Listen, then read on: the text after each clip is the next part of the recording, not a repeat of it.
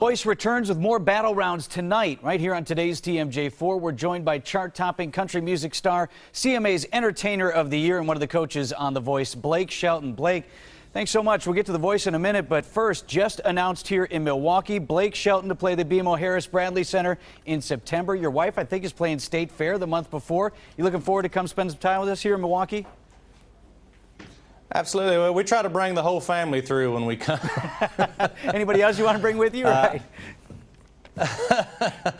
Man, I tell you, I'm looking forward to it. I think it's been a while since I've been up in that area, and I've had some good times in Milwaukee. It's a fun city to play in, and definitely a stronghold for country music there, and that gets me excited.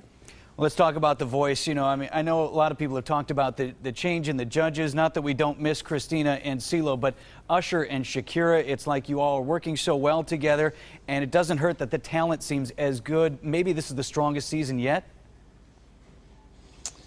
Well, I think if you just went by the ratings and stuff, it's definitely been a strong season. I mean, there's no question, and there's no question why. I mean, the show gets better and better after each season, and we're learning more and more about how to make it better. For instance, the stills that we put in last season, it was awesome. It's a relief as a coach, and I think it's fun to watch as a viewer to know that those buttons are still on the chair, and just because you pick an artist, the other one doesn't necessarily have to go home. I mean, they may end up on one of those other coaches' teams, and then the ultimate thing could happen, and that could be a coach could win the entire show with somebody from your team, and that would suck.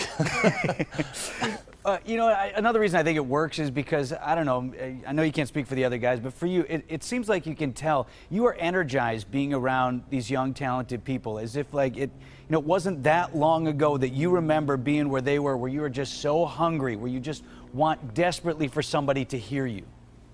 Mm-hmm. Oh, absolutely, and you'd do anything for just an opportunity of any sort to prove yourself musically, but to have a stage like The Voice to kind of debut who you are as an artist on is what'd you think of the battle? That's amazing.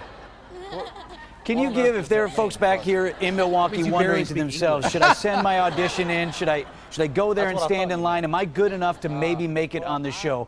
What sort of questions should they be asking themselves as they evaluate their own talent? Man, I don't know, because every artist is completely different from the next, or they should be, and those are the ones that normally stand out and that go on to do something. And I would say to anybody, find that one thing about yourself that you're confident in, that's different, and go for it. That's what I would tell anybody that's trying to make it in the music industry. Well, Blake, thanks so much. Blake Shelton at the BMO Harris Bradley Center in September. Tickets go on sale this week. The Voice tonight, right here on today's TMJ4. Blake, thanks a lot. Thank you, man.